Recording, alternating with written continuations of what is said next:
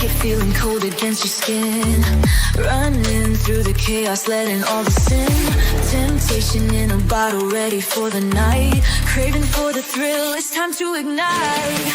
Dark desires burning bright. Echoes in the dead of night. No retreat, no looking back on this heart attack.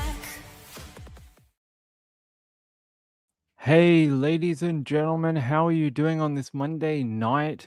A very eventful Monday if you have been following the Kouri Richins trial. A few hours ago now, what is it, about 4 hours, two or so hours ago now, that verdict came down. Very fast turnaround from that jury. I was shocked at the speed, but I have some comments on why this turned out the way it did. I don't want to spend too long on it, but I just want to add my thoughts, and then we've got other cases to do. But here, let's relive the glorious moment that the jury has given to us.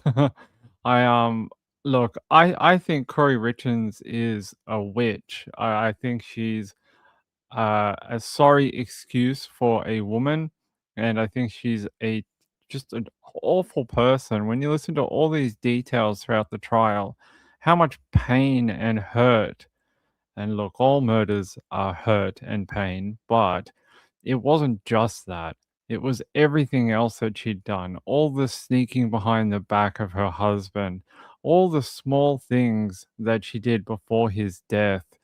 You know, in some ways, I'm glad he never got to see all of it. Like, he saw some of it, he was cluing onto a bit of it, but I'm glad he didn't know the full extent of it. Like, she is just a real piece of work, real piece of work. Here, let's listen to it together. Here, from KSL in Utah. Count 1, aggravated murder. We, the jury, unanimously find that the defendant, Kouri Richins, is guilty of aggravated murder. We, the jury, unanimously agree that the prosecution has proved the following circumstance or circumstances regarding count 1 beyond a reasonable doubt. The homicide was committed for pecuniary gain, and the homicide was committed by means of the administration of any substance administered in a lethal amount, dosage, or quantity. Count 2, attempted aggravated murder. We, the jury, unanimously find that the defendant, Kouri Richins, is guilty of attempted aggravated murder.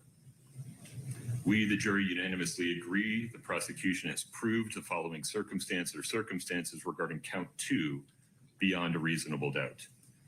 The attempted homicide was committed for pecuniary gain. Count 3, insurance fraud.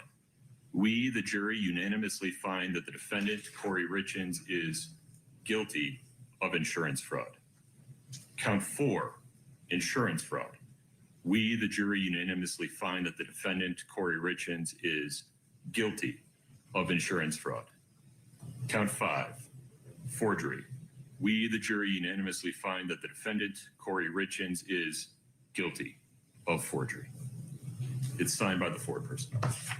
Please have a seat.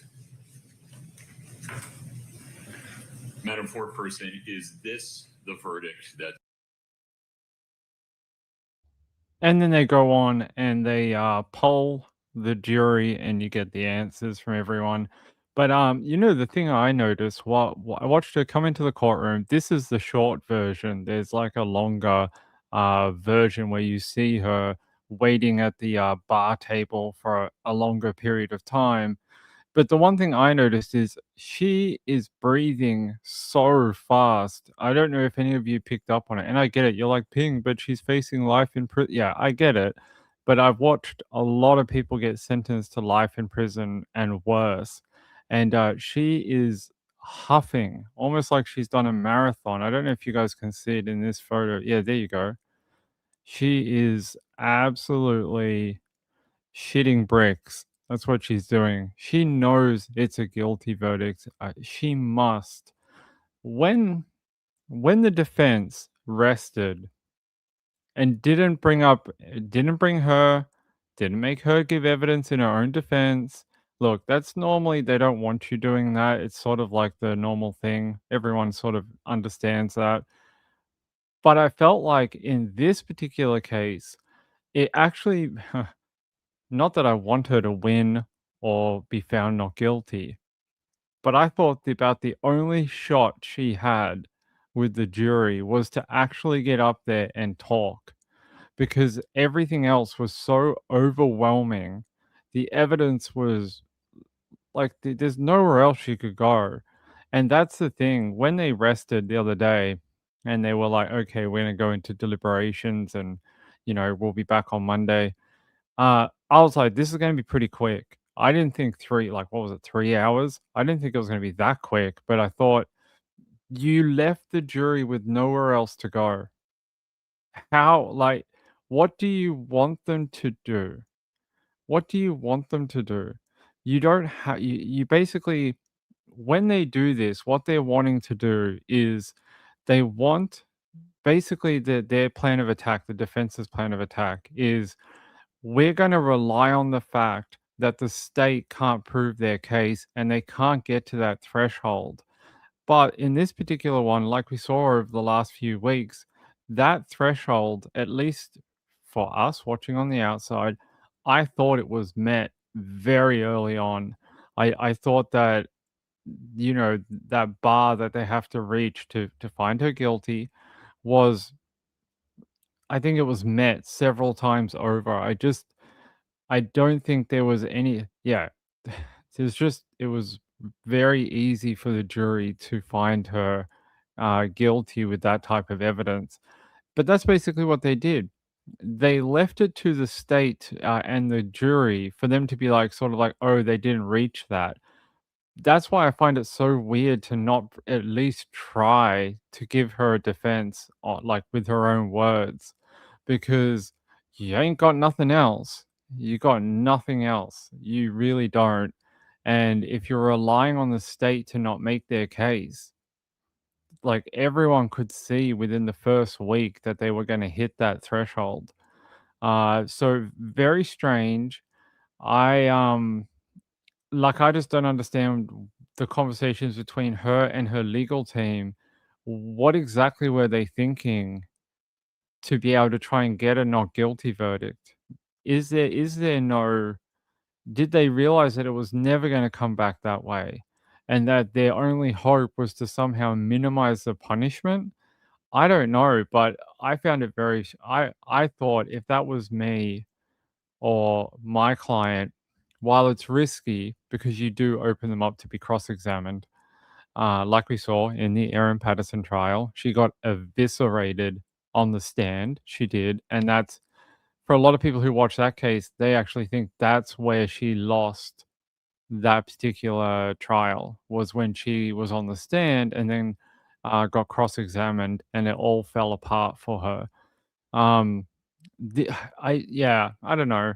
My feeling is that she didn't have a hope in hell of any other scenario. At least that would have been a way to try, because when you go into that jury room, what else do you give them? Do you give them, they didn't give them anything. So the jury go into that room, they sit down, they poll each other and they're like, okay, hey, who's thinking this? We're going to take a vote. Okay, let's look at like the evidence, what we got. They only have really the state side of the evidence and what they think happened and all that type of thing. You left the jury nowhere else to go. You basically gave them nowhere else to take it. And to me, I sort of felt last week that this was going to be a guilty verdict. There was nowhere else to go. And yeah, I think it was pretty easy work for the jurors. They did a good job though. Kelly said it's rare to see a defendant come off good on the stand or help themselves. It is rare, but when you're facing this type of charge with this type of punishment, what else do you have? The one thing I'm worried about, I've seen a trend in court cases over the last few years where they will they'll almost treat the first trial as sort of like a practice run, and they just don't put a lot of effort into it. They just sort of like, let's just do it. We'll run through the motions. You'll be sentenced, and then it's almost like a first attempt. And I hope that doesn't happen here. I hope they don't go spend the next 3 years fighting on technicalities that happen through the trial, trying to get her a second attempt at it. I don't know the laws in Utah whether that's possible, but I've seen it done in other trials. I hope not. I hope not. Um, Montana said, "Did her attorney really believe she could get a mistrial?" Yeah, they called that mistrial like real early, right? I find that no, there's no way. No way. There's just no. It again, there's a threshold they have to reach for the judge to be okay with calling a mistrial, and they didn't have it. They didn't have it. Ironic that she'll be sentenced on Eric's birthday. Good. Good. So she should. Um, was she offered a deal? I don't remember hearing anything about Kouri Richins being offered a deal.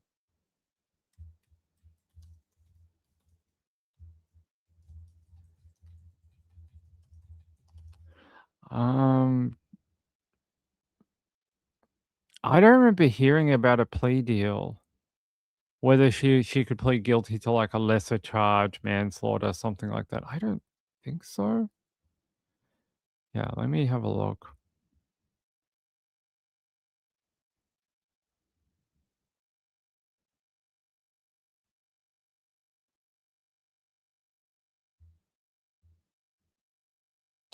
Yeah, I've not heard anything with a scenario like that. Not that I know of.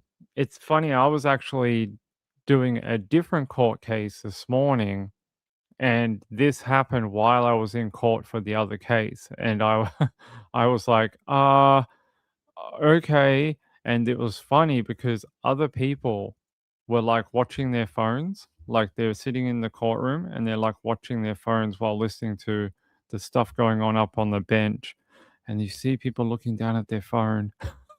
So, people even in Australia were keeping an eye on the Kouri Richins, trial. But, very interesting, good result. Um, yeah, I hope this brings some sense of relief to his family. You saw them, they were in court today, in the back there. I you know, the one thing I saw was, is his dad, I'm pretty sure. He was sitting there, and when the verdict was read out, he looked just pleased. He was like, "Finally, finally, she'll be held accountable for what she did to our child." She we hear about evil women. Sometimes we hear about evil women, and there's been a few notable ones over, say, the last couple of decades. Um, what's her name? Now I'm having mental blanks.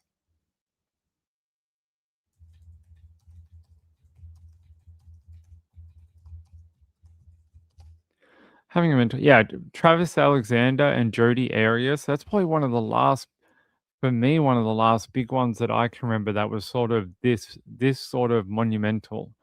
And I remember watching the Jodi Arias trial back in 2011? What year was it? 2011? I'm gonna say 2011, 2012? 2013, I was close. I was only 2 years off. But the Corey Richards trial reminds me of that. It reminds me of I her one may be a little bit more of a media circus, but similar vein to each other. Um Yeah, I'm glad for the verdict. Hope that's it for her. I hope we're not gonna spend the next 3 years in court fighting about technicalities during the trial. Thought the judge did a really good job. Really like him. I hope I see him again in a different trial. Really enjoyed listening to him, direct the court throughout the last few weeks. He's a very good judge. I like him a lot. Let's see. Alright, I don't have too much more to add to you for the Corey Richins thing. I mean, we can talk about it more, but I've got other stories to do. Um,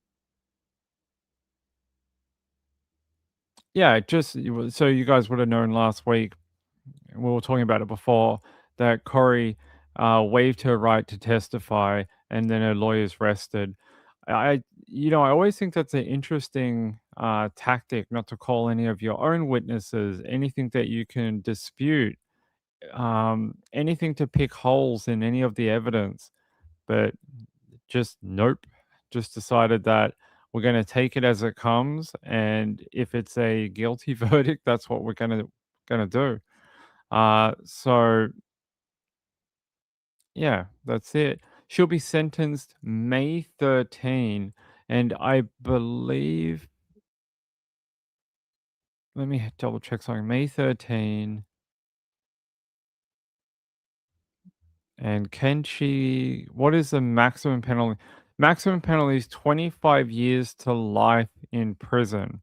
I don't know about you, but some people almost self-qualify for a harsher sentence, and I would have liked to have seen her get a harsher sentence based on what she did. But you know, if that's all the law provides is 25 years to life, then I guess we have to respect that, and that's the rule.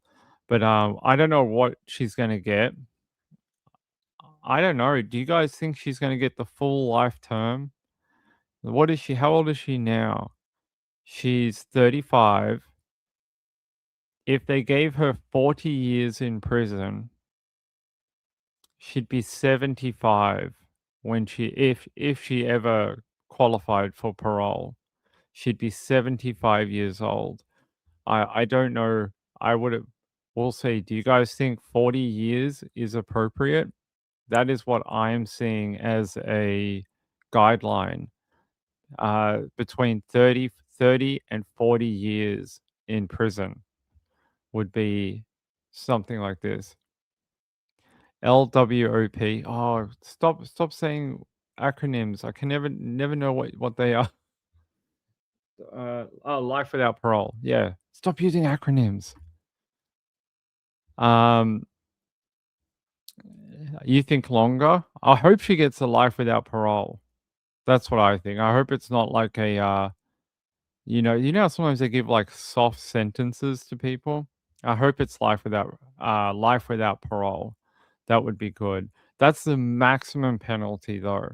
So it could be under that. I hope it's not. She deserves it. When you hear what she did, I just it's every man's worst nightmare. It really is. As a guy who has a partner, you know, you place your trust in these people, and I'm sure we hear a lot about females who are killed by their partner. We read a lot about that. But fewer cases about men being killed by their partner, and it strikes at that the small little place you have of fear inside of men everywhere, that someone who, you think loves you, and even if you are going through some problems or something, that, they wouldn't kill you, they wouldn't poison you, and that's exactly what she did. I think it's horrible, and it really eats at you when you hear what she did, because if you got to think about it from his point of view, uh, he yeah, I don't know. He must have been scared. I would have thought he would have been very scared.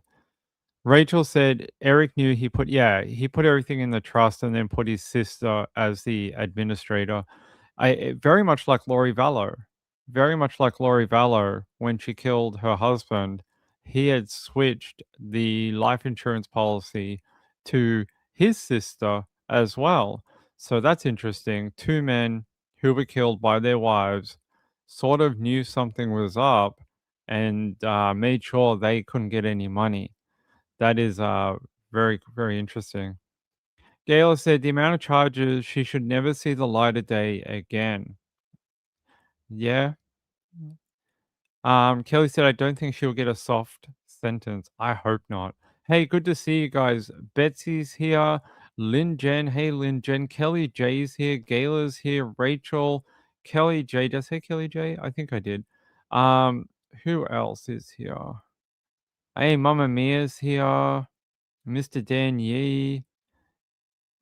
Who else? We're not normally on this early. It's nice to be. Montana's here. Lynn Jen said, hope you and Mrs. Ping are well. To my knowledge, she was not offered a deal. Yeah, I never heard that. I don't know where that comes from. Kelly said, and very like Lori Vallow, no defense presented. Sometimes you've got nothing to defend, and I think she had nothing to defend. I mean, how do you realistically? How could you go to the court, stand up in front of the court? What could you say? Like, under any wild theory that you may have, what could it be? Oh, I thought it was icing sugar. I went to my local dealer, organized some icing sugar because I know how my husband likes his drinks very sweet, and the icing sugar at the supermarket just isn't sweet enough. So I had to get some of that black market icing sugar. I don't think the jury would have bought that. Like, how could you explain? You can't magic that away. You can't magic away buying fentanyl, and then that's what turns up in the autopsy. Like, what are you gonna say? Oh, I thought I was buying him what exactly? I thought it was a supplement. I thought it was testosterone. That's what I thought it was. I thought it was uh, black market testosterone. I had no idea it was fentanyl. They're like, what about all these messages? Oh, no, no, no. That's code. That's code. We're talking in a code, so no one ever finds out. It's like it would sound more crazy than the actual facts if you tried to, swerve around it. I don't think it's possible. Rachel said, "Walk the dog letter" was her words against her. You are right, 100%. Gail said, "Watching her defense team was so hard. I watched with EDB. Who's EDB? She made it slightly easier. You guys stop talking in acronyms. I don't know." Kelly said that didn't make sense either for the defense. Kouri didn't know he was addicted, but she was buying him pills. But also he had pain issues. Everyone said so. So why wasn't he getting meds from a doctor? That's a good point. That's a good point. Yeah, there's a lot of things there. So um it was interesting. I saw on TikTok, and you're like, peeing, not TikTok. But I saw I went on the TikToks and I found this. No, I saw someone had the video we just played, this bit, and the music behind it was like ding dong, the witch is dead. And I was like, that is very cruel but funny as hell. People on the TikToks are very quick to make their snarky videos. Gayla said, I was annoyed there wasn't any objections in closing statements. I don't think anyone wanted like what happened in Aaron's trial, where we had like a week of each side in their closing. I don't think any quick and to the point. That's what you want. No objections. Get in, say what you want to say, and get out. I hate long closings. They're awful. And I think it bores the jury. I really do. As someone who got to watch the jury for another trial and watch them suffer through a long closing well, the prosecution only took like 2.5 days. The defense was like 5 days or something. The jury were absolutely bored. By the fourth day of the defense, they were bored. They had to be told by the judge to pay attention.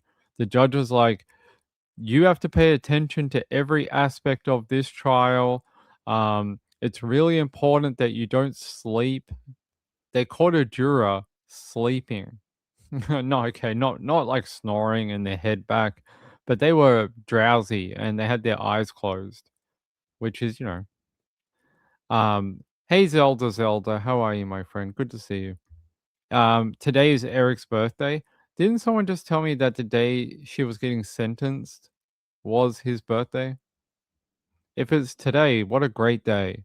That's a great birthday present to have her found guilty. I think it's very symbolic. Um, what an awful lady. What an absolute awful, awful lady. Is it just me? Or does it feel like we've been waiting for this for years? I remember hearing about Kouri Richins 3 years ago. Was it that long ago? 3, 4 years ago? What year was she done? What year was she arrested? 2022? No, that's Travis Alexander. That's a different thing. Um, what year was it? I feel like it was like 21 or 22, like just after the pandemic, because she wrote that book and all that type of thing. Hold on.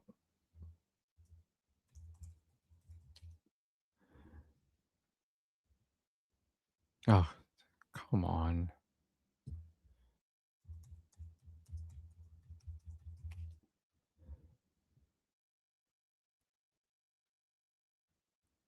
Oh, 8th of May 2023. But Eric's death was a year before, 4th of March 2022. That's where I'm getting 2022 from. It just feels like we've been waiting a very, very long time to get to trial for this. It feels like we've been hearing about her for a long, long time. Zelda, what's up, my friend? You've been down for 8 months. You fell and broke your neck. You have blood clots in your legs and in your lungs. Oh my god, I hope you're gonna be okay. That's terrible. You fell and broke your neck. That's horrible. I hope you're gonna be okay, my friend. I hope you've been doing alright. Gayla said she paid someone to write the book. When you see her on TV, can we get that video? Kouri Richins. Let me see if I can find that Good Morning Utah thing for her.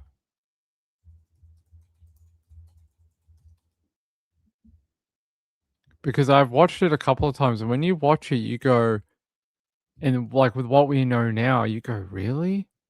Really? You act like this? Host discussed recent guest charge. Is it this one? Yeah, close. Maybe it's in this video here. Let's have a look.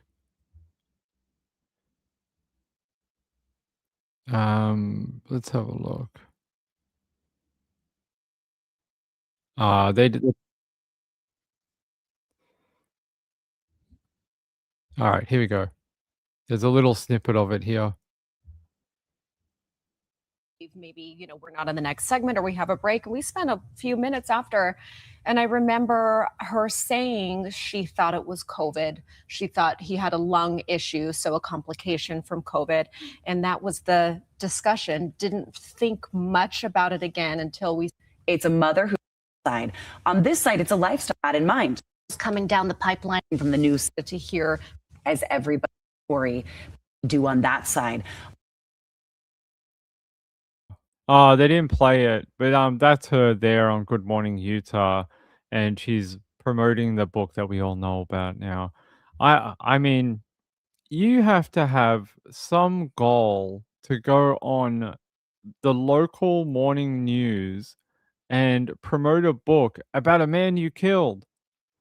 Now she's convicted now, so we can all say it.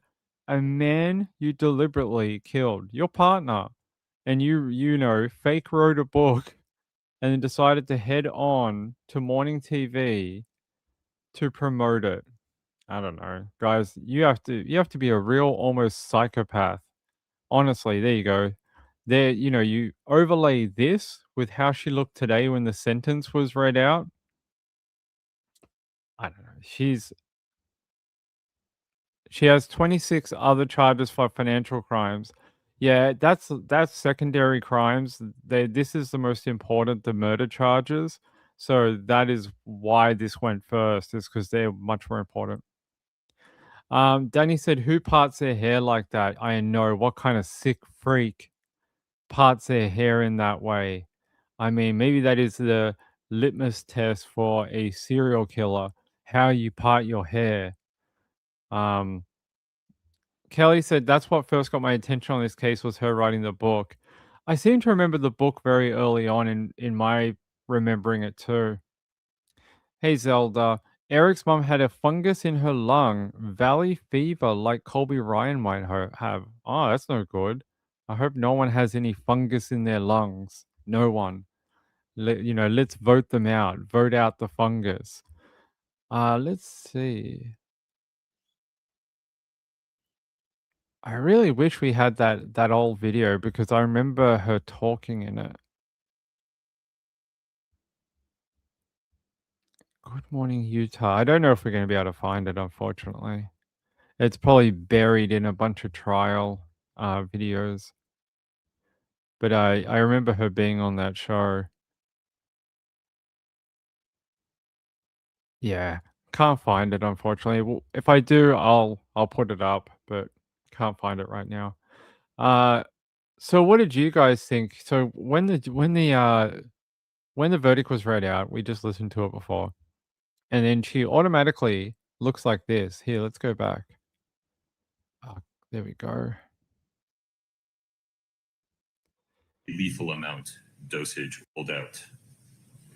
Richins is guilty of aggravated murder. Now, I know the judge gave the direction that if you can't emotionally control yourself, that you should look at the floor. I don't know if that's what she's doing there, or she doesn't want to give the TV cameras sort of like this and the people watching at home the satisfaction of her breaking down at hearing the sentence. That's almost how I felt watching it, that she didn't want to give everyone anything. So she's like, the way I can get around it is by looking straight down.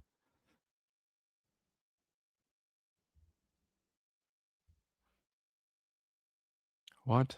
Hey, Laurie, how are you?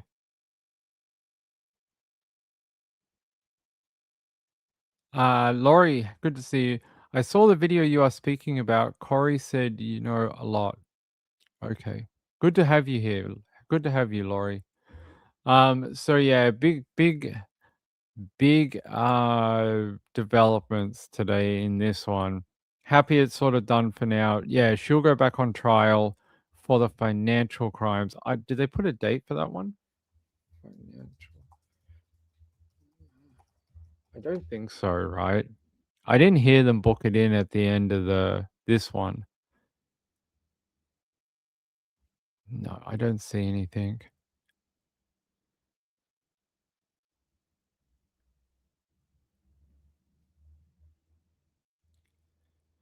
Yeah, I don't see anything. It says here that uh while she originally faced a separate set of financial charges, mortgage fraud, money laundering, and forgery that were initially slated to be tried separately, she was ultimately convicted of the forgery and fraudulent insurance claims as part of the trial that concluded this week. So there may not be another trial. If you listen to the end of the sentencing here, are we still on that video? Down in this bit. Find that the defendant, Kouri Richins, is guilty of attempted aggravated murder. No, not that one. Beyond a reasonable doubt. The jury unanimously find that the defendant, Kouri Richins, is guilty of insurance fraud. Count 4, insurance fraud. We, the jury, unanimously find that the defendant, Kouri Richins, is guilty of insurance fraud. Count 5, forgery.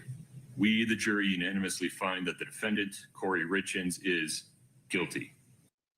So there you go. There's the financial ones there. So it doesn't sound like there is going to be any more court cases. They sounds like they wanted to wrap it up all into one and just get it done.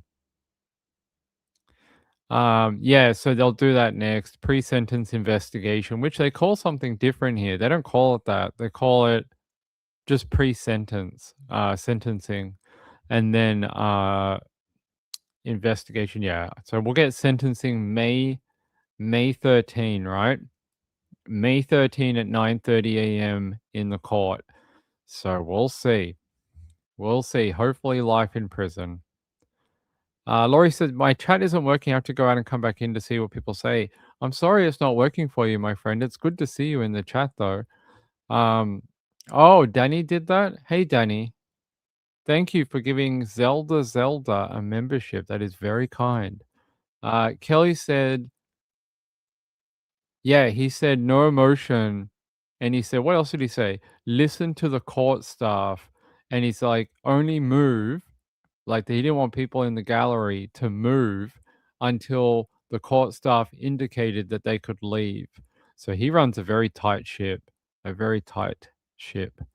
Isn't it first degree murder? It is. So it's I can read the full charge. Everyone sort of knows what the charges are, but where is it? Yeah, it's wait. Aggravated murder, attempted criminal homicide, and fraudulent insurance claims, 2 counts, and then the forgery for falsifying financial documents. So they're the different charges. That's interesting. When we did the Aaron Patterson trial, that is a poisoning case as well.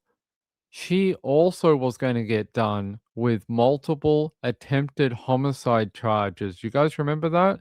But they ended up getting scrapped at the last minute.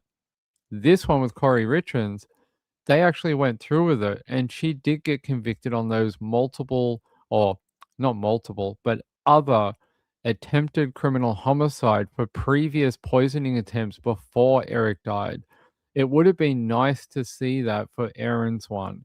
And I still think to this day that Aaron Patterson's husband, it was robbed. He was robbed of his day of justice in the court because the DA basically was like, "Nah, we don't want to do that. It's going to make too much conflicts of interest during the trial.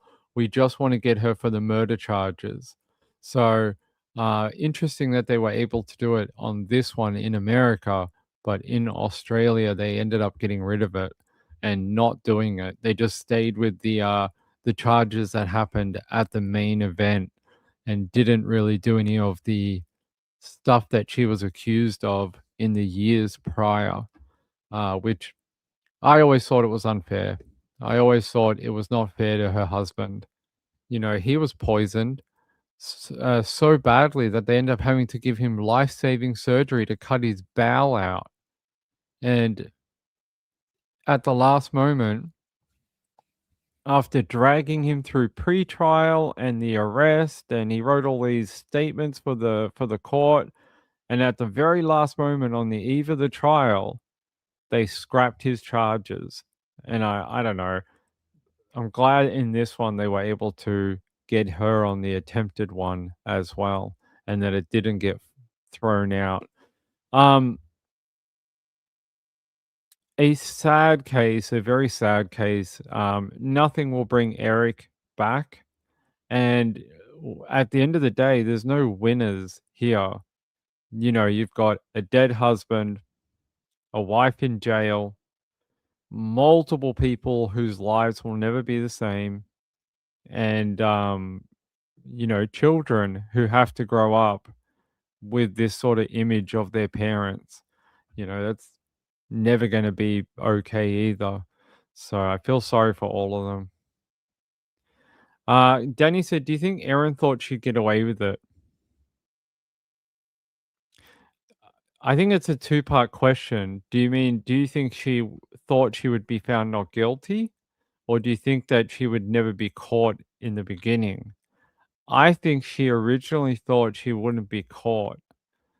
I also think that she thought she would get a not guilty verdict and that the evidence wasn't strong enough to convict her.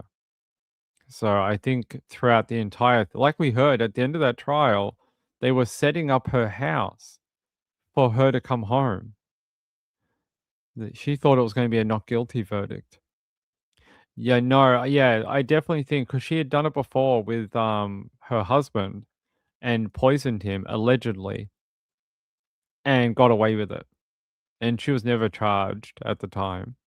Yeah, I think she thought she could do it this time with the meal, with the mushrooms, and I think she thought no one would like they would just go, "Oh no, it was a medical thing and they all died.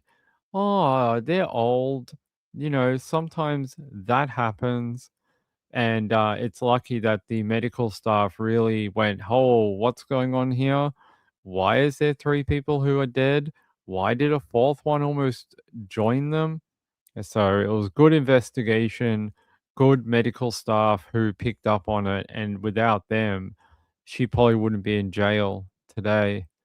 SP1 said, "My hubby and I can't understand why anyone would kill someone else." Yeah, I don't get it either. I don't understand what kind of mindset you would have to be in to actually go through with it. Imagine being Kouri Richins, right? How do you get to that point mentally that you're like, okay, I'm gonna spend it's not like you pick up a gun and shoot someone. I can understand that in a moment of like being angry or something and you do something really bad and you're like you have a gun, you pick it up and you shoot someone. I can see how I could even get there. But to plan, to go around behind someone's back, get the drugs, put it in his food and drink. That's another level. That's a completely different thing to, like, just picking up a firearm and killing someone. That's, like, planning, it's conniving, it's betrayal. I I I struggle with that and how you can get there and actually do that. Espion said, "I guess that's why we're here and not in the courtroom." Well, that's probably true. It's probably why we're not being charged with murder. Zelda said, "It takes being evil to the core." You have to ask, though, where do you think this woman from Utah went wrong? Like, do you think she was always had it in her to kill someone? Do you think that she's just someone who can't handle not getting her own way? We heard about her, how good she was with money. By the way, that was sarcasm. And how much money she owed to people. Kelly said, "Everyone thinks she did it to pay off debt. I actually think she did it when she did to get money to flip that mansion investment. She bought it, no money left to fix it up like she wanted. Didn't she owe like $7.5 million in debt on her real estate business? That's a lot of money to owe. Like, that's not like your business owes like a couple of hundred grand. 7.5 was it 7.5 million? I feel like I'm talking rubbish now. Sometimes Ping just pulls numbers from his head. Um,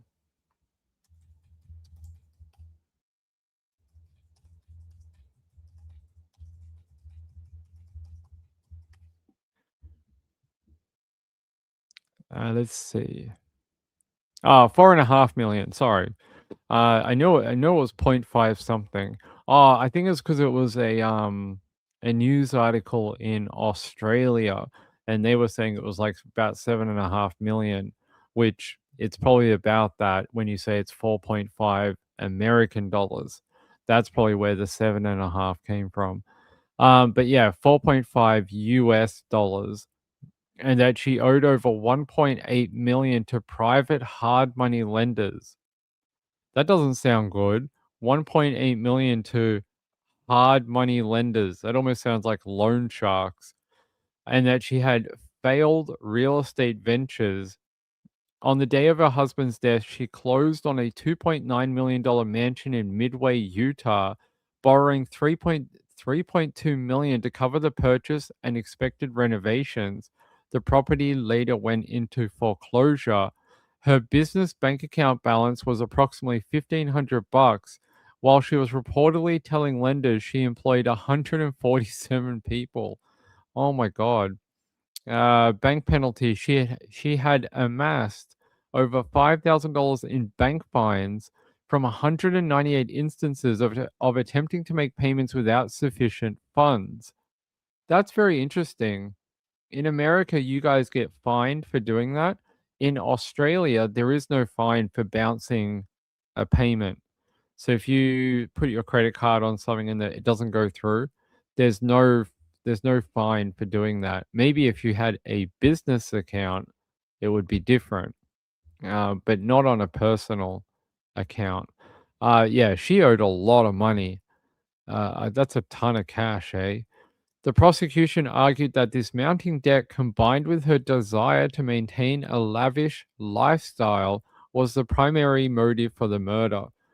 I definitely think that when you owe that type of money, it is crushing. It must have been crushing to only have $1,500 in actual cash.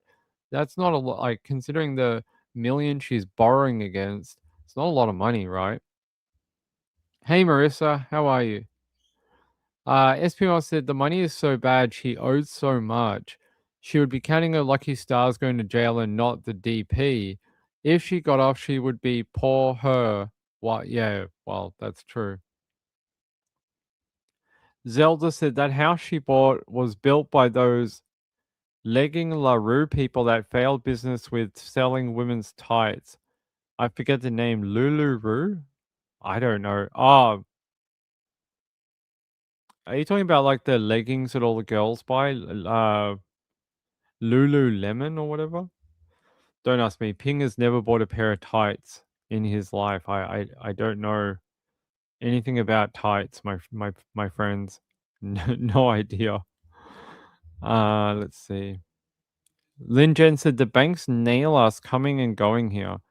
Well, I hope they stop nailing you. All right. All right. I want to show you a story from Australia that's currently going through trial. Okay.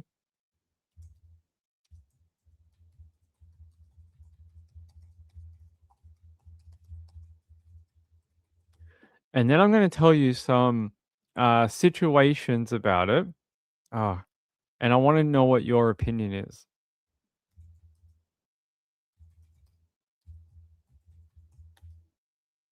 All right. Going to take you to 7 News in Australia.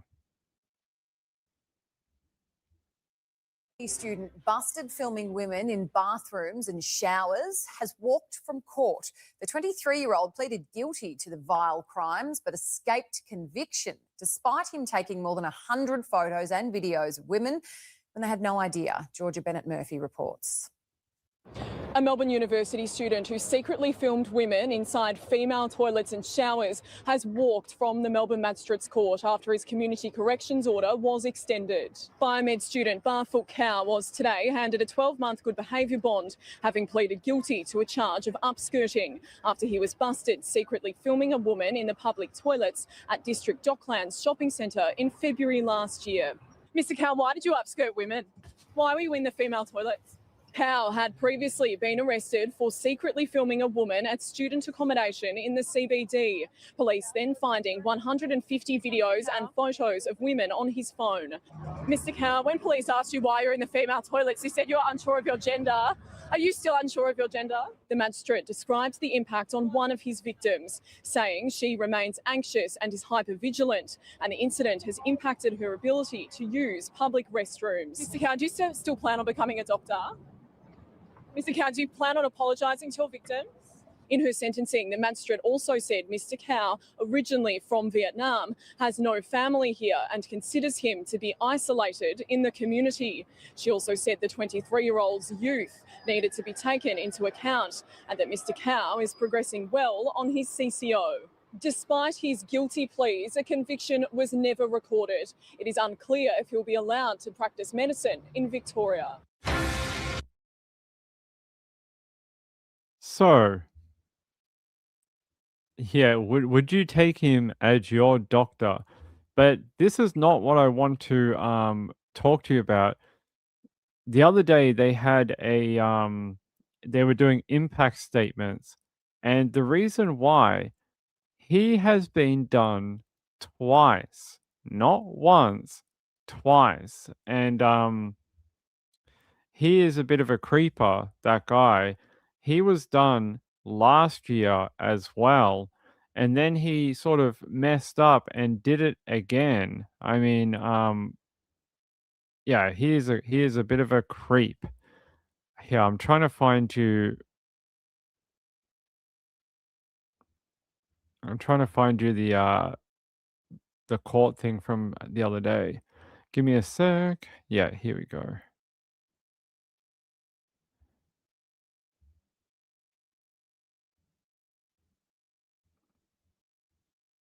Apparently my links are not working.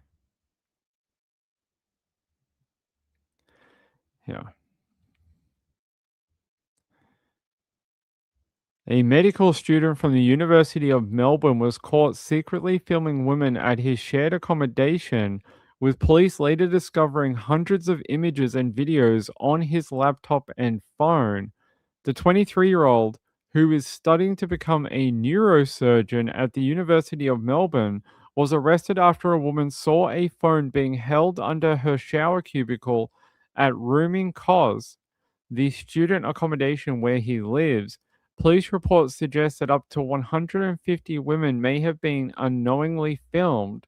He pleaded guilty and received a community correction order with mandatory sex offender treatment and no conviction recorded. They're saying he was previously arrested a few months ago for secretly filming a woman in a public toilet at District Dockland Shopping Centre. He pleaded guilty but was released then as well without a conviction. And they're saying here the university has not commented on his matter or enrollment, citing privacy reasons. Uh, I would have big problems with this if I was a male, but also a female in the university, in the rooming, like in the housing place that they're at.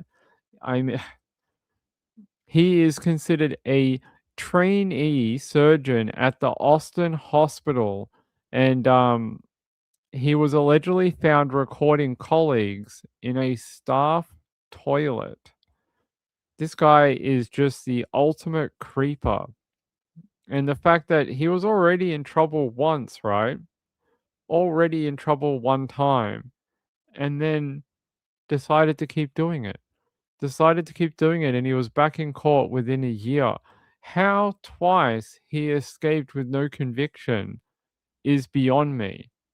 How do you not convict him on at least one of them?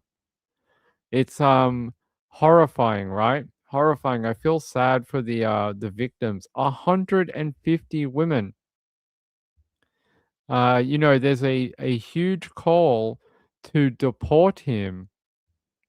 They're saying an international student who was let off with a slap on the wrist by a Melbourne magistrate despite being caught with more than 100 videos of women in public toilets could soon be deported from the country. The Home Affairs Department is currently reviewing the status of the 23-year-old who was sentenced on Friday. Under the Migration Act, being sentenced to imprisonment for a year or more results in mandatory visa cancellation. However, Home Affairs may still cancel a person's visa on character grounds if they have been charged with an offence or may be at risk to the Australian community. Apparently, he was a biomedicine student at the University of Melbourne, but walked free on a community corrections order despite pleading guilty after he was caught filming women in public toilets at Docklands in February of 2025. The magistrate did not record a conviction, even though he had previously been sentenced to a community corrections order in May last year for effectively identical offending. The prosecutor said police had seized his phone containing over 100 different videos. The court was told the Docklands victim panicked after she noticed the phone under her cubicle. When police asked why he was in the woman's toilet, he told officers, "I'm not sure about my gender." Okay, okay, I'd love to know how that works when, you know, you're putting a phone under their, gateway of the cubicle. Guys, give me one sec.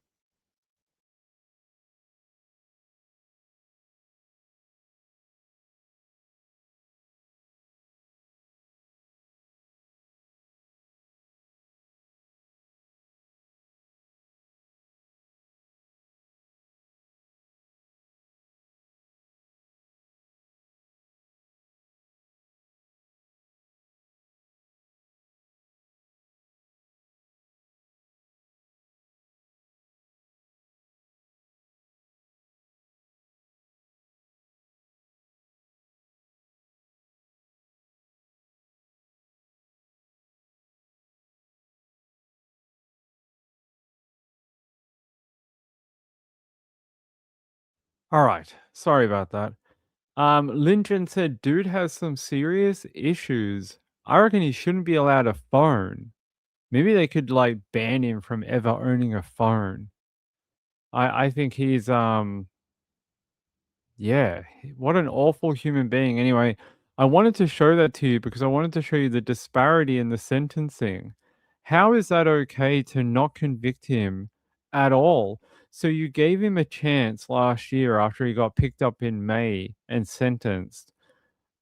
And you even said to him back then, if you come back, I'm going to have to deal with you in a more harsh way.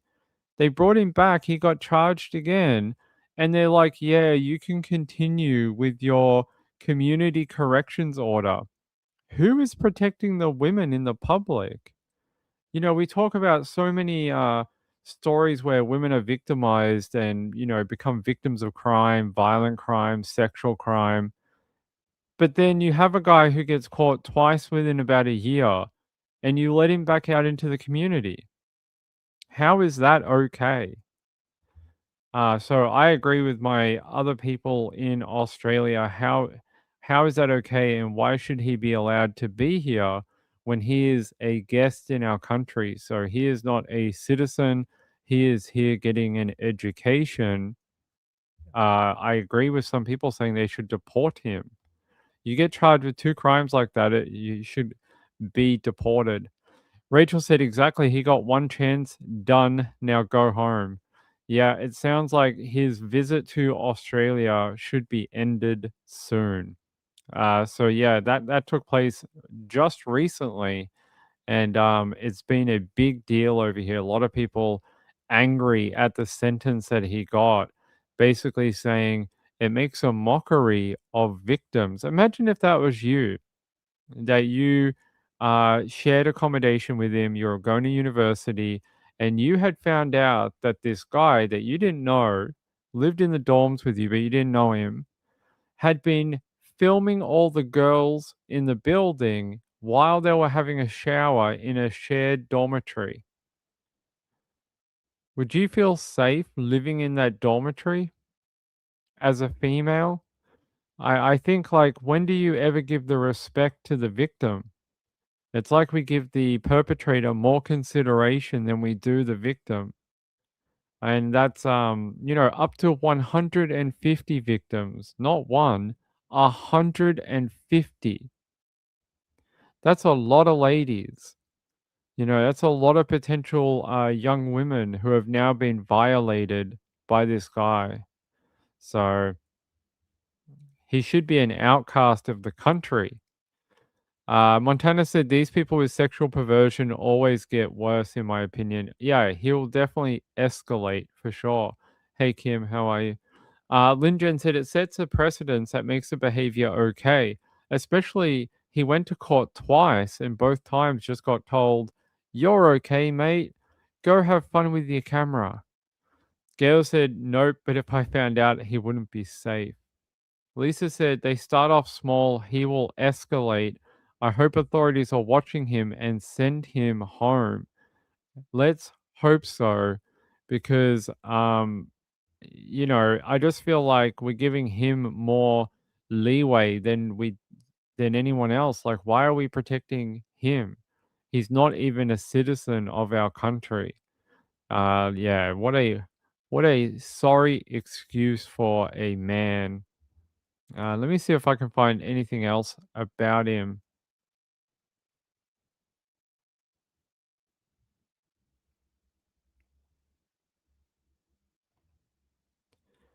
The other thing is, it wasn't just where he didn't just do it at his accommodation. He actually went to um like public places to do it, which I don't know, it makes it sort of worse to me. I'm going to take you back to last year when he was caught originally.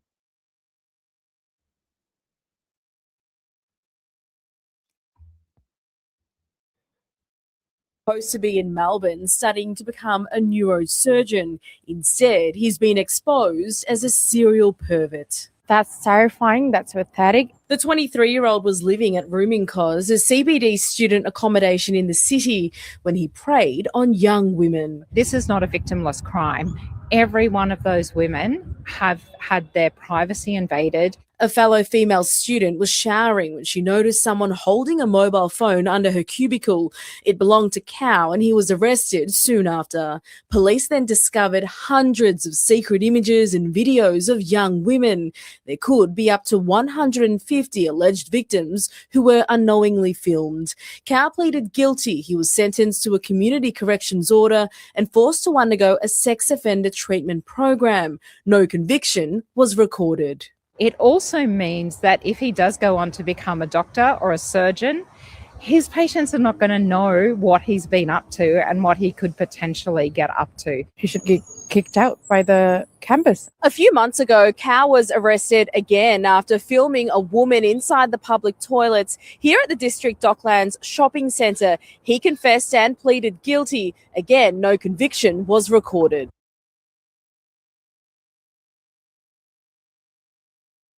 So there you go.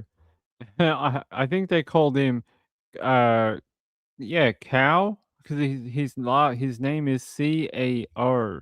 Cow or Cow?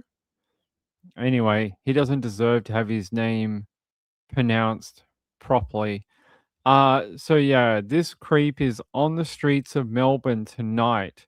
Tonight, this guy is walking around the CBD, possibly with a phone, and you never know if he got caught twice in 12 months, what could he do tomorrow? You just don't know, right? He could get back to doing it, and he could get back to doing it tomorrow. He really could. You know, what makes it really sad to me is we are 1 year, going to move to a different story. We are just over a year after Emily Pike was found killed in Mesa, Arizona. I cannot believe we are 12 months on. I really can't believe it. I thought her case would have been solved pretty quickly, but I cannot believe that it's now over a year. And authorities are saying for the 1 year anniversary that they have no leads at all. Nothing. They don't know who they're looking for. They don't know who might have been with her. They don't know who might have picked her up. They have no leads at all. I can't imagine a police department coming out saying, we have no leads on a case like that. A young woman dismembered, dumped on the side of the road in Globe, Arizona, treated like trash, and they still don't have an update. They don't have anyone we should be looking for. No one that there must be records from her phone. Was there telephone calls made between people? There has to be something. And the fact that after 1 year we have, well, nothing. There is no update on who might have hurt that young Indigenous woman. That is shocking to me. Absolutely shocking. Yeah, I'll take you to the 1 year anniversary, then we'll talk more about it. The community gathered at the same corner Emily Pike was last seen nearly 1 year ago, Mesa Drive and McKellips Road. At first, there was hope, flyers, long days of searching. But then on Valentine's Day, that hope was replaced with grief when Emily's body was found in Globe. We want to honor this young girl. It's been almost a year. Since then, the questions have never stopped, and neither has the pain. Maybe our prayers will weigh in the heart of somebody who knows something and come forward. The FBI continues offering a $75,000 reward, signaling just how much investigators are still relying on the public to help move the case forward. Emily Pike was a teenager, a daughter, and a member of the San Carlos Apache tribe. Her death pulled her name into a larger conversation, the crisis of missing and murdered Indigenous women. People will say, missing and murdered Indigenous persons is a big issue, but when it comes down to it, what are they really doing? Do they mobilize a large amount of people to start searching immediately? Mike Lancaster spent years working as a detective on several reservations. 100% limited resources, lack of training, lack of resources, lack of funding, a lack of caring, really, to be honest. Now he's a private investigator. I think that was a good point. A lack of caring. Now, there's a lot of people in our world, the true crime world, and people that report on these type of cases who do care, but a lot of us are not in the ground or on the ground in Arizona to try and do more. And even though we'd love to, it's not possible. But it is almost like no one cares. A year later, everyone's just okay with a young girl just being dismembered, dumped in plastic bags in the desert in Arizona. You saw the photo in the video, right? Let me see if I can find that photo.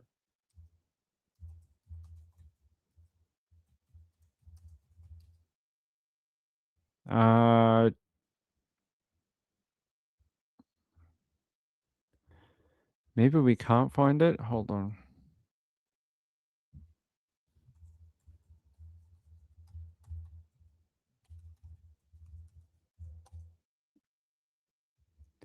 Okay, maybe I can't find it, but they did show it in that video.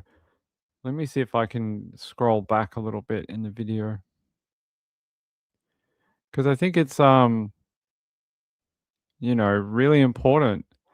There we go. It's not a very good photo, and I think it's blurred deliberately, but that's all that was left of her when they found her. They dumped her on the side of the road in pieces. And it's a year later, and you can't even tell me who she might have been hanging with, who might have wanted to come and get her.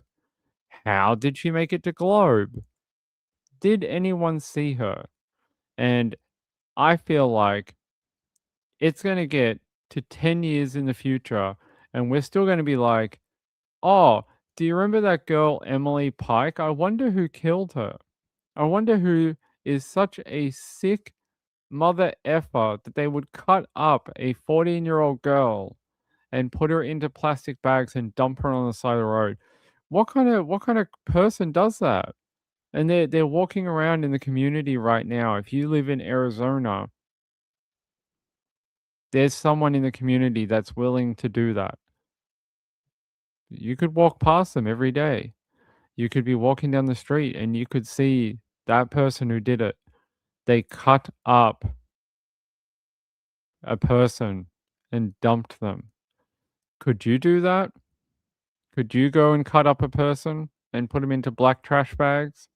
If the answer is no, then you should be afraid of why there is someone still in the community who can do that.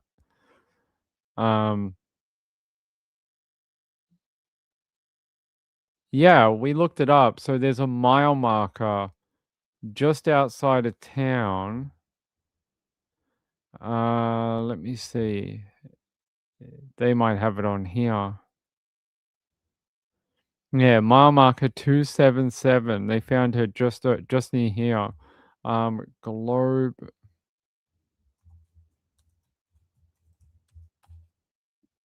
I still remember how to get to it on the map. All right, so this is the map of Globe. This is the road 60 here, 77 or whatever they call it. Now, if I remember, it's up here, mile marker. I'll know it when I see it. It's up here somewhere. Here?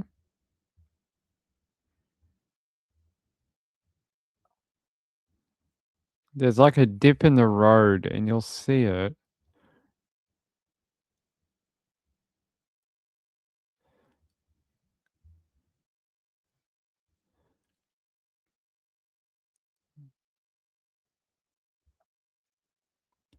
Is it there? I think it might be here. Hold on.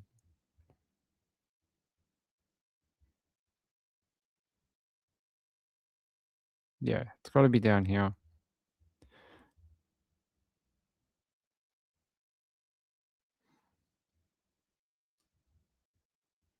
Can't remember if it's this one actually, where you can drive in, or it's the one down here.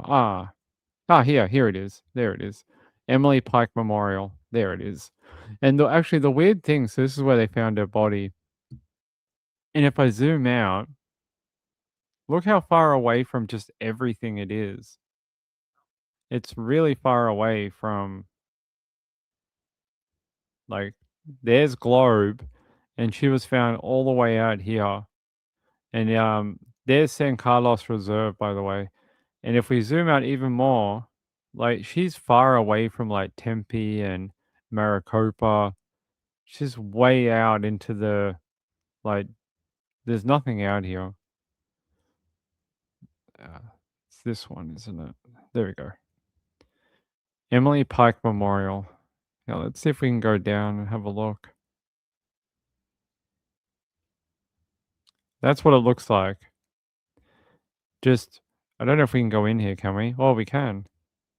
Private property now. I don't know if that always was closed up, but in here, just off the road in there is where they found her. And you look it out here, there's nothing out here, just desert and a highway. And this is where whoever heard her pulled off that highway, drove up through here. Yeah, actually, you can see, watch. Look at the old. See how it's open? It used to be more open and you could drive in here. And then when you go in here, it's closed now.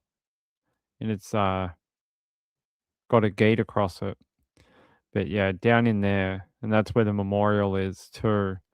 But to dump a child out here who's not from this area, she's from further south. And it took a citizen coming across the black plastic trash bags and discovering that there was human remains in it. So it breaks my heart that we're a year into it, or over a year now, and still don't know anything, really, anything. Who might have wanted to hurt her, who she was hanging out with. I think the fact it was Valentine's Day, I have a funny feeling that may play a part into it. Maybe she was visiting a boy, maybe someone she was hanging out with. But, to toss her remains into the trees like that, as if she's not worth anything, it's very, very sad. Yeah, she's quite far away from her group home. To, yeah. So it makes me sad that we're over a year away and this girl still doesn't have anyone fighting in her corner, except for some people in Arizona and further afield. But it still feels like no one cares. They're just like, oh, we have no leads. Imagine if a police department came out and said that about a white girl. Imagine if there was a blonde haired white girl who went missing from California And then they came out and said, "Oh yeah, we don't have any leads on who might want to take Sally and dismember her." Imagine if that happened. There would be riots. There would be like a freaking official investigation. There would be people on politics and on the TV, and they would be mad, and they'd be like, they're not doing their job. But because she's an indigenous girl, Native American, no one cares. No one cares. Oh, you cut up some native girl? Who cares? Oh, there's more of those. Oh, they always die. Oh, people always, abuse them. Oh, who cares? And that's how it feels. It really does. She deserves better, and she deserves more people to stand up for her when others won't. It really is an injustice. The fact that they can't even give us a lead. Anything. Who was she hanging around? She must have had a mobile. Who was calling it? Like, it just feels like no one's putting any effort into it. That's how it feels. Like, no one's actually researching it. And they'll blame something like lack of funds or, they don't have enough officers or something. It's really sad. When I saw this pop up the other day that we were 12 months later, it's felt like just yesterday. It really did. As of March 2026, her murder remains unsolved while search warrants were executed and potential suspects interrogated in 2025. No arrests have been made. No arrests. That is very sad. I don't know what her final moments on this earth must have been like, but they must have been absolutely frightening for her. Let's see. What else do we have about her 1 year anniversary? They're saying here, yeah, so she actually reported being SA'd.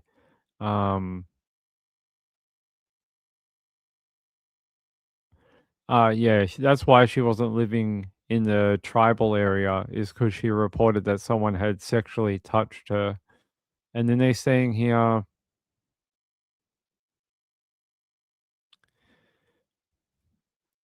no one has been arrested in relation to the killing of her, but 3 potential suspects were being interrogated. Private information related to the investigation was leaked and spread on Facebook, according to the GCSO. That's interesting. I would like to know more about that.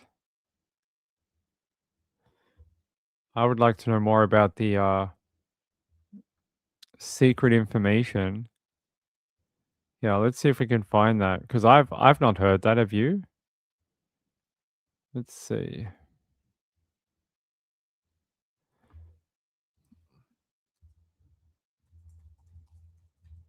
I don't think I've heard anything like that.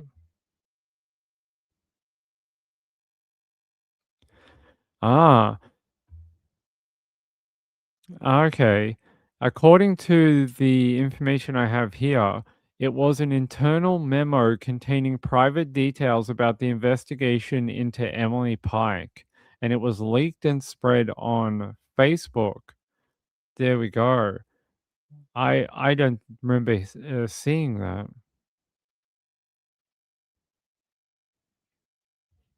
Let me see if I can find more about it.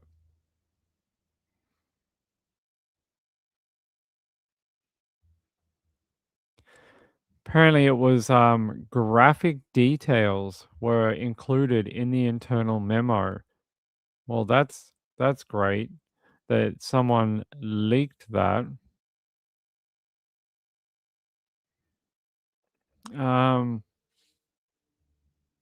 The leaked document provided a graphic description of the scene where Emily's remains were discovered. It revealed that her head and torso were found in large contractor bags, while her legs were found in a separate bag. The leak combined with delays in reporting Emily as an emergency rather than a runaway led to intense criticism from the Arizona state legislators and tribal leaders. Interesting. There you go. So there was a leaked document which provided information about what the scene of the crime was like, where they found the body.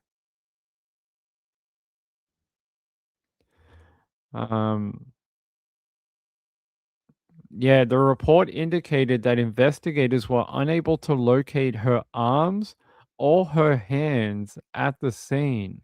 So there are still body parts of Emily's that are missing, her arms and her hands.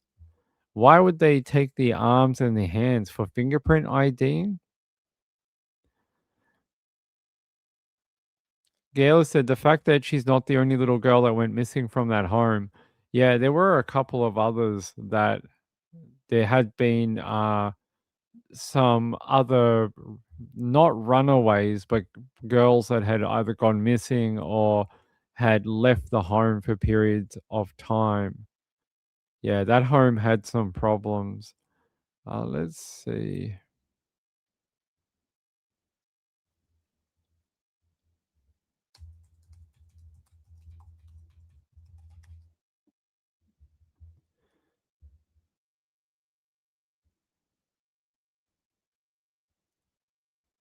I'm just trying to see if I can I want to see if I can find that internal memo.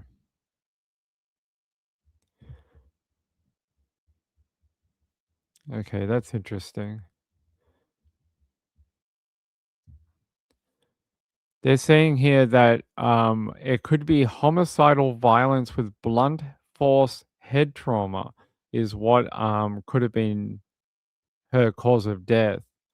That is very sad.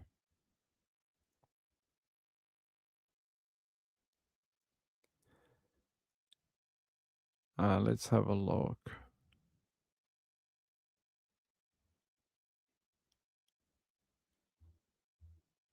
Okay. Yeah, that seems to be the majority of the information. Just that she was found dismembered, her legs found in one bag, the rest of her body found in the other, but they did not find her arms and hands.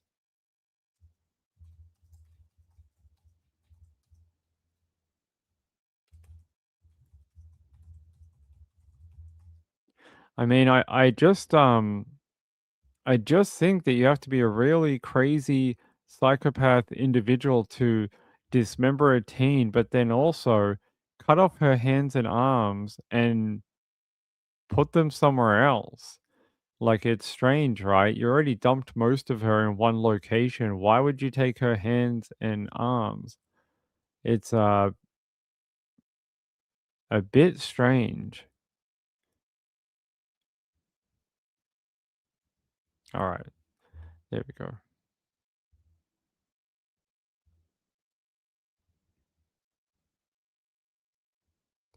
Gail said maybe she had a birthmark on the arm and obvious fingerprints. Maybe an animal dragged a bag with her arms away. I think they searched that area though, so if there were more remains nearby, they would have found it. Yeah, DNA under the fingernails. Maybe someone with some sort of forensics. Maybe they knew something about how forensics are done. They have coyote and other type desert animals that live there. Cougar, probably. Cougar. Let's see. Yeah, detectives were unable to find her arms and hands, and an autopsy showed she had face and head trauma. There you go. And the GCSO stated it was investigating the death as a homicide. Yeah.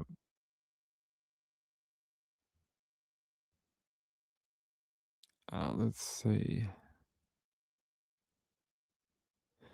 Okay.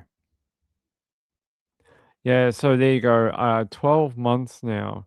12 months have gone by and we're not very much closer to finding out what happened to Emily Pike than we are in February of last year. Hold on, is there another one? Hold on, guys.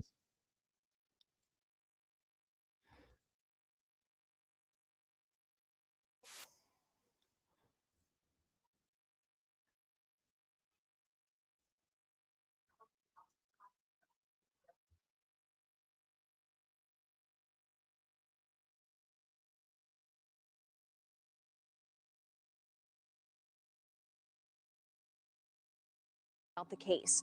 But before we get to that interview, here are the details you need to know. Isabella Comas was last seen on January 11th. Police are still hopeful she's alive, despite finding the 21-year-old's car abandoned in Phoenix.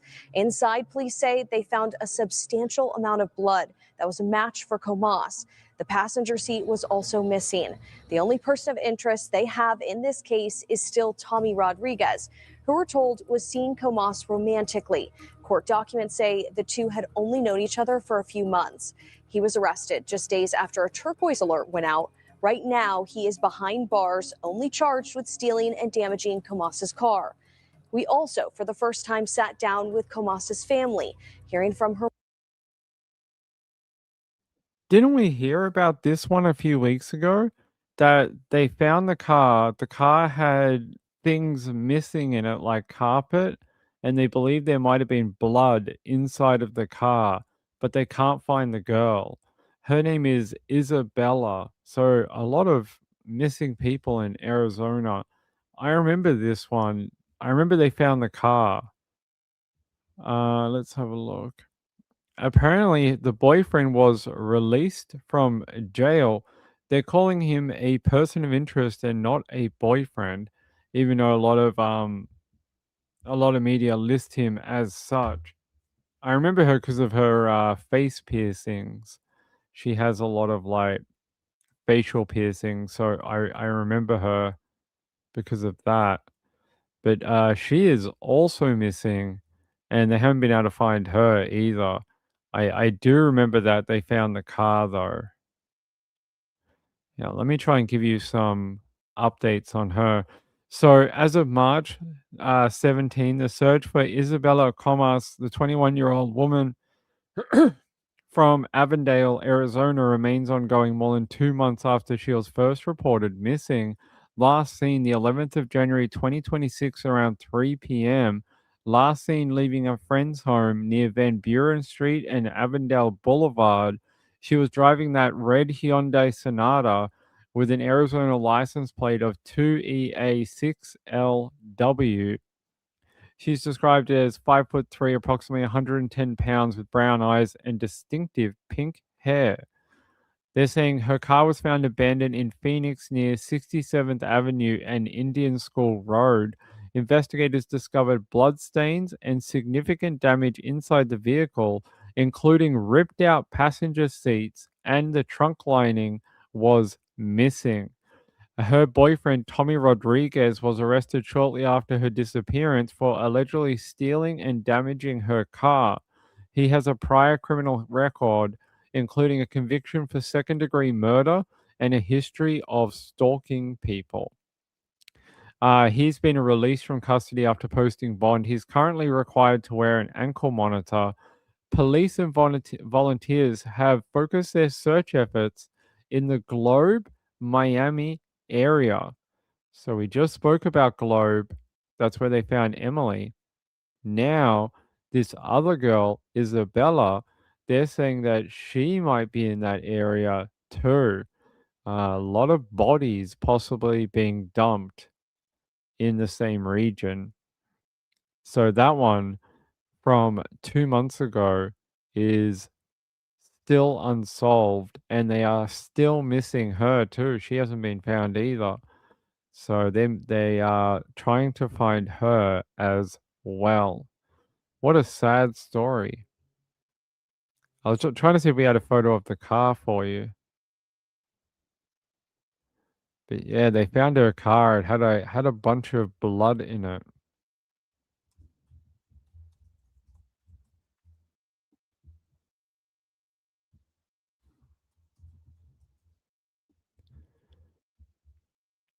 I don't have Don't have a photo of the car, which is interesting.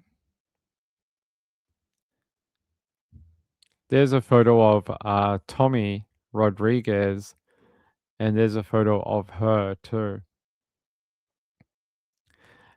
You think they said the car was found in a strange area? Let me see.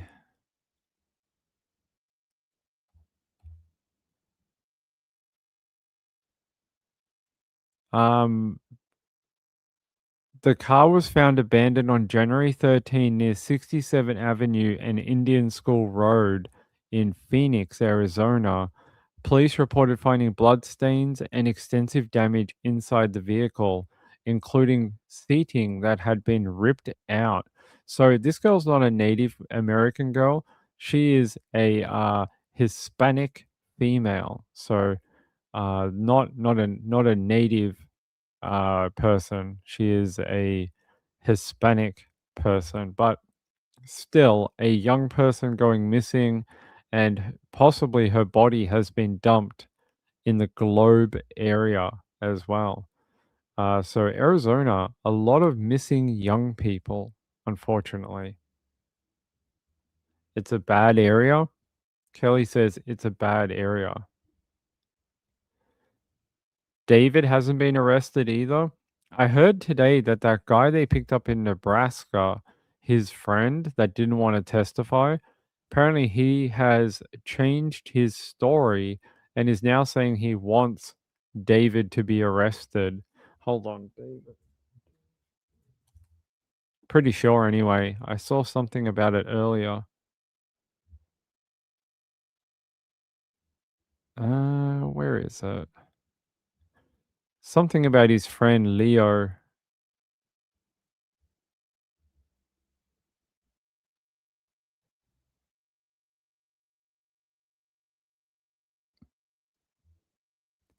There you go. David's ex-friend claims singer has info on Celeste Hernandez's death. They're saying a former friend of rapper David claims the singer knows more about the death of Celeste Rivas Hernandez than he has provided to authorities. In a now deleted post on social media over the weekend, streamer Neo Langston said, "At the end of the day, this case isn't about me. It isn't about you. It's about getting justice for the victim and her family." Langston, who appeared before a grand jury last month for less than an hour, in another deleted post wrote, "I told so many people that I trust, and I thought I knew me as a person, my side of things, all for that to be thrown out of the effing window as soon as I get arrested, and they slap that dickhead's name next to mine." So, sounds like his friend, Neo Langston, is no longer a friend of David. Sounds like they're now, enemies.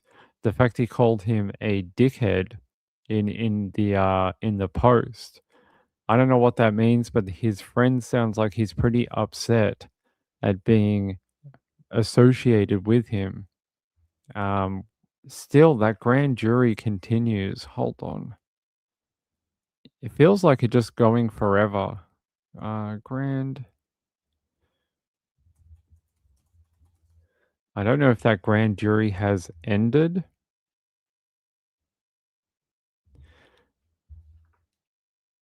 They're saying here an investigative grand jury in LA is hearing evidence regarding a case potentially involving singer songwriter David Anthony Burke related to the death of Celeste Rivas Hernandez.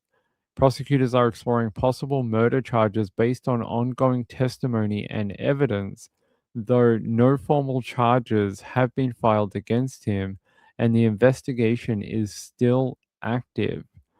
So, no charges as of yet, but they are still going with the investigative grand jury, apparently. I don't know what to tell you.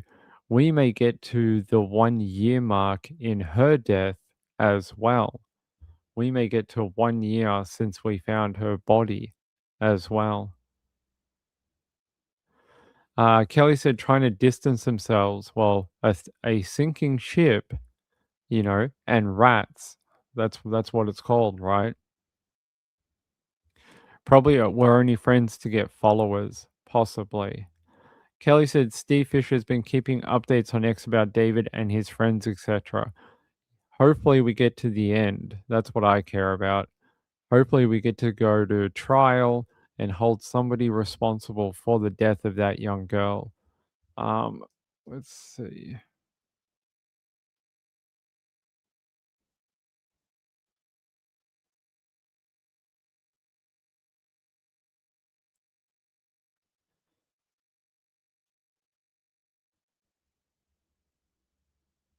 All right. Thanks. Lisa says, hey guys, Ping never asked for help, but we need him to continue. Click on anything he posts and help out. Only a couple of dollars. Yeah, I appreciate all the donations and stuff. I appreciate it. It's very kind. Susie said, we recap John Bonet sometime. That was interesting too. I don't think we've ever done John Bonet on this channel. I know Trisha's done it a lot. I actually wasn't around for John Bonet. I was I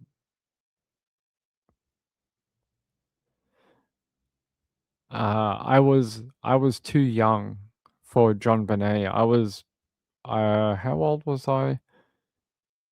1996? 1996, I was 10. I was like 10 years old when John Bonet went missing. I think so anyway. 1990. Yeah. December 26, 1996. I was 9 or 10 when John Bonet went missing. So I don't know a ton about it. I mean, I know the story like you guys know it, but I don't know too much more than that because I wasn't around at the time. I don't remember what it was like. I don't remember what happened at the time. It's a little before my time. It's a little bit before my time, but I know Trish loves it. She's really big into it, and she knows a lot about it. But yeah, a little bit before Ping's time. A little too young. Amy says that was my 16th birthday. Yeah, Susie, check out Web Sleuths. Trish on that channel knows a lot about it. Danny said Trisha has been obsessed about it. Yep. Let's see. A year before your daughter was born. There you go. Ping was born. I was 10 years old when it came out. But yeah, unfortunately, I don't know a lot about it. All right. I have a story out of Texas that I want to talk about. And I want to see if we can get to it. Yep, there we go. All right, let's go to Texas because why not? A developing story at 10. An Amarillo man who was arrested last month for serious crimes involving a child is now facing upgraded charges. News Channel 10's Paige Stockton joins us as she explains more about the new charges and information from the affidavit. In court documents obtained by 10 Investigates, detectives report follow-ups to an investigation leading to the arrest of 37-year-old Zachary Donlinger. Donlinger was extradited to Ellis County last week on an enhanced charge of sexual performance by a child. Donlinger and his girlfriend, 30-year-old Madison Jones, are facing charges related to the sexual assault of a child. Court document shows a woman told officers she had concerns about a 5-year-old child in Jones's home. When officers spoke with Jones, documents say she confessed to sexually assaulting the child on direction from Donlinger. In the documents, Jones reported Donlinger was having sexual fantasies about the child. Jones said she sent videos of her assaults via Snapchat to satisfy his sexual needs. She is facing multiple charges, including aggravated sexual assault of a child. Her bond is set at $90,000. Donlinger's bond was raised to $250,000. The affidavits led to a search warrant to go through the phones taken from Donlinger and Jones during their arrests. Both remain in the Ellis County Jail. Reporting in studio, Paige Stockton, News Channel 10.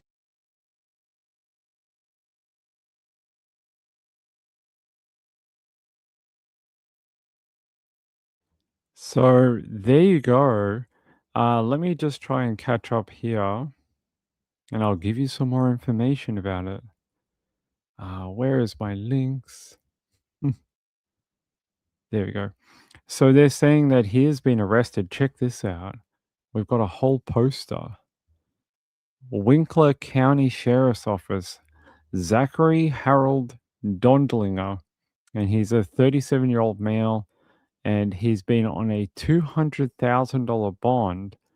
Those are his charges. I can't read them out, but I hope you can read them.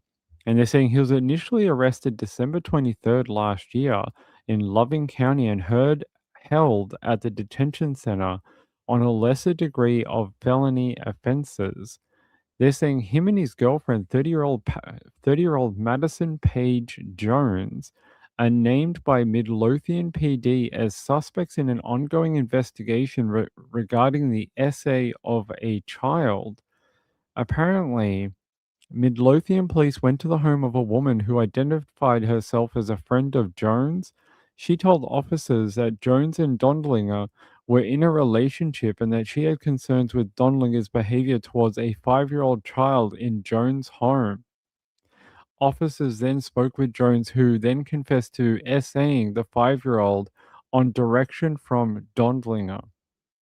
In documents, Jones reported that Dondlinger was having sexual fantasies about the child. Jones is a former substitute teacher for the school district. The Midlothian ISD put out a statement saying Jones was no longer employed by them and provided the last date she worked as a substitute.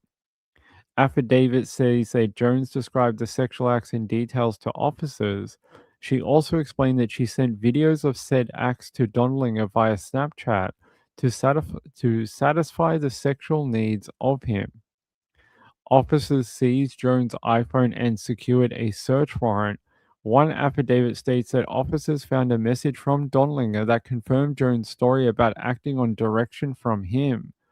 In addition to her phone, an iPad was taken from Jones as evidence.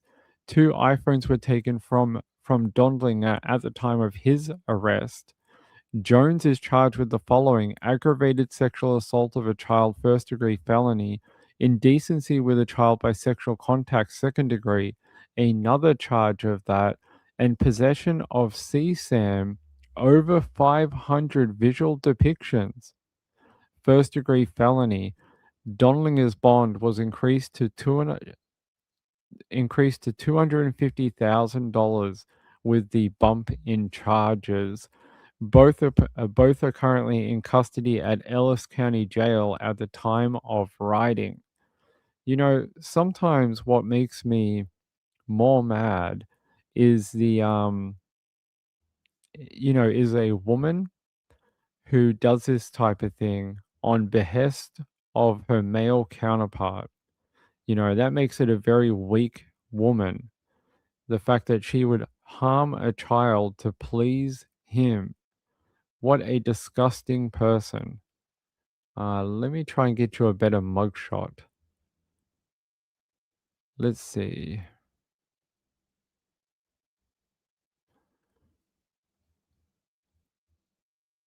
Hopefully we can get there's got to be a better photo of the both of them. There we go.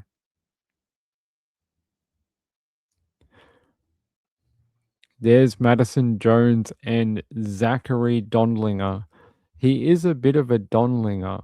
That's exactly what I'm going to call him. What a awful individual she is. The fact she would commit these things, take the photos and videos, and then she would send it to him. All the while she's hurting that small child, 5 years old. What a horrible piece of crap both of them are. I hope they both stay in jail and that neither of them get out. I don't know when they're next due in court. Doesn't say when they're next due in court, but both of them are in jail right now. Let's see.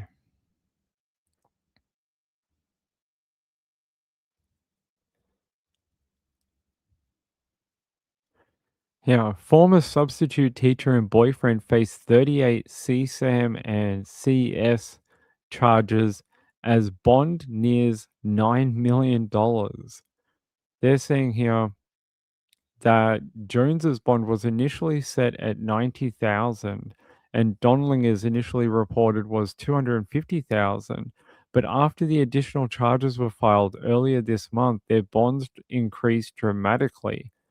Apparently, both of their bonds are almost near $9 million. Donlinger's bond is now at $5 million, while Jones's bond stands at $3.8 million. So these two are, I don't think they're getting out anytime soon. Multi-million-dollar bonds for both of them because of what they've done. I hope they rot in jail, the both of them. Hopefully the child is now in a safe place. Hopefully they're in care or something like that. I'm trying to see if we can find out where the kid is now.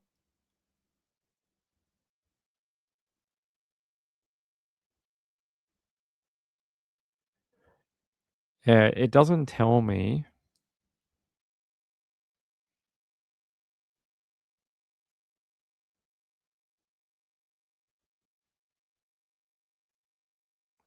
Yeah, it doesn't tell me where they are or what's going on right now, except that they're in jail. That's it. But I agree with their multi-million-dollar bond.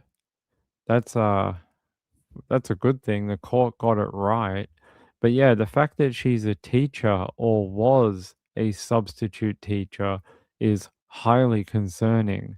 What else could she have done with children in her care? I would be checking back in her history as a teacher very, very carefully. I'd be checking all through it, seeing if there's been any reports of anything while she was at a school, all that type of thing. Um, I don't know. Let me see.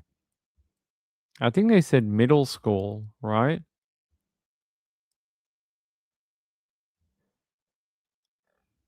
Let's see. I don't know if it says.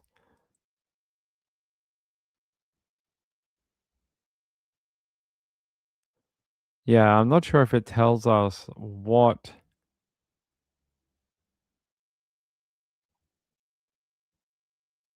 Yeah, it doesn't tell us exactly, unfortunately.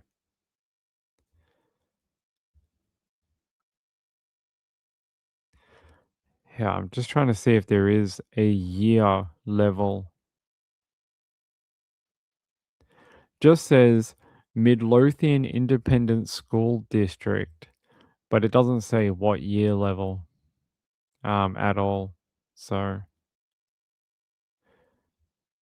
yeah, I'm not even sure what.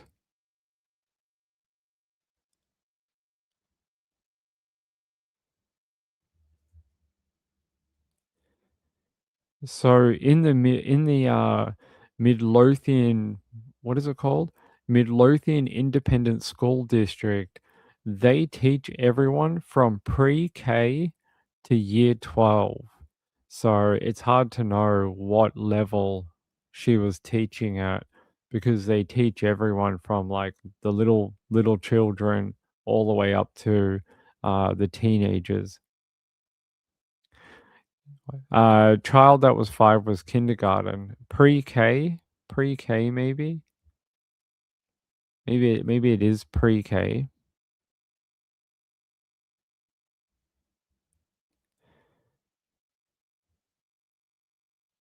She doesn't have any charges that are like when teachers do this, they get charged with a very specific charge about doing it with a level of, like, because they're a teacher, there's like a specific charge for that, but I don't see that on their record. But they say here, she told officers that Jones and Donlinger were in a relationship and that she had concerns with Donlinger's behavior towards a 5-year-old child in Jones's home. So the child lived in the home, well, not a student, not a kid at the school.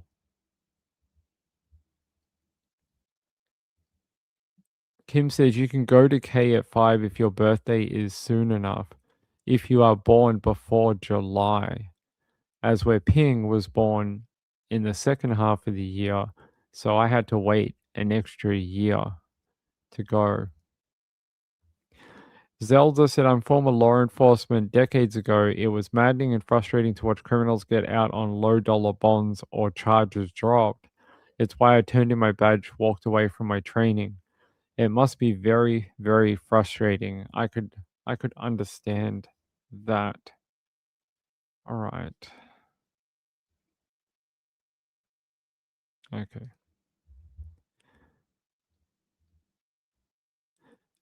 Kim says my daughter was 6 and my son was 5.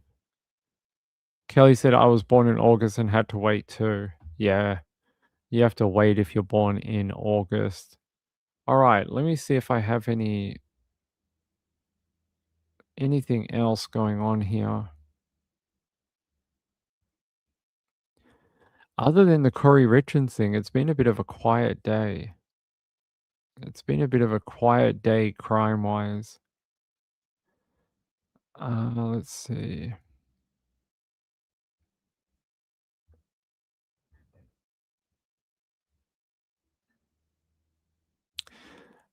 Um, I think that's it, guys. I think that's all my updates for today. I think that's it for today. Been a bit of a funny one. Yeah, I don't think there's any breaking news I can bring to you either. Although, check this out before we go.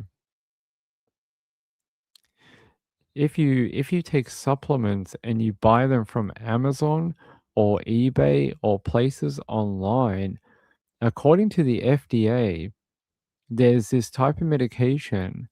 It looks like this, and it's called Brazil seed. It's supposed to be a very specific type of supplement, right? But apparently, whoever makes these bottles of the supplement, they have been substituting the actual ingredient, which is Brazil seed, and they've been putting a different type of plant in it. And it's a very poisonous plant, oleander. It's where is it? Yeah, yellow oleander. And apparently they've been substituting that for the Brazil seed instead. But apparently the oleander plant is toxic to humans. So you take these tablets thinking that they're going to make you better or whatever you think it's going to do for you. And it's been poisoning people. People have been getting neuropathic symptoms. And yeah, so basically the FDA is saying don't buy this online. It could kill you. So don't buy your supplements online. Also, just in this vein of topic, hold on.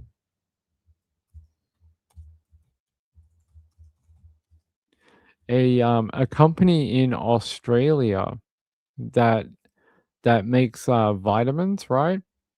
They are in the middle of a lawsuit because they have been apparently people had been taking a B6 vitamin, and when they tested the vitamin, here you go. TGA says some vitamin B6 to be removed, prescription needed after toxicity cases, but they're saying that when they tested the B6 tablets, there was too much in it.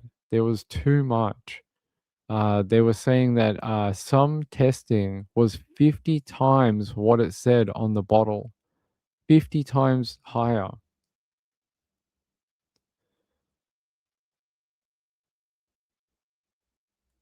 Yeah, 50 times higher on the bottle. Imagine that. And these people suffered permanent or long range symptoms and damage to their body after taking it every day. So there is now a lawsuit for people who bought these vitamins thinking they were going to help them, and it ended up having 50 times the B6 that they needed. So lots of things going on with vitamins or supplements today in two different countries. So be careful what you buy and be careful what you eat. So yeah, B6, 50 times the level that it said on the bottle. That is not just a mistake, that could have been deadly. It's brutal. So a lot of people actually had B6 toxicity, and they only found out when they started taking the vitamin, ended up feeling very sick. Then they got a blood test and found out that their levels were way too high. So yeah, I hope that does not end up being you guys. All right.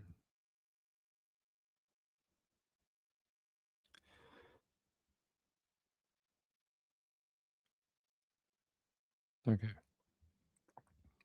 All right. That's it for tonight, my friends. That's it. Yeah, extreme nerve damage. That's what you could get. Or nerve pain could be very, very damaging for you. So I hope none of you guys are the people who have that. All right. All right. Let's get out of here. Hey, I want to thank Lisa, Sean, and Laura T. I appreciate the donations. That is very kind, very generous, and yeah, helps out a lot. All right. Sean says I use Barocca. There you go. Hopefully that doesn't have 50 times the B vitamin. I'll be back tomorrow.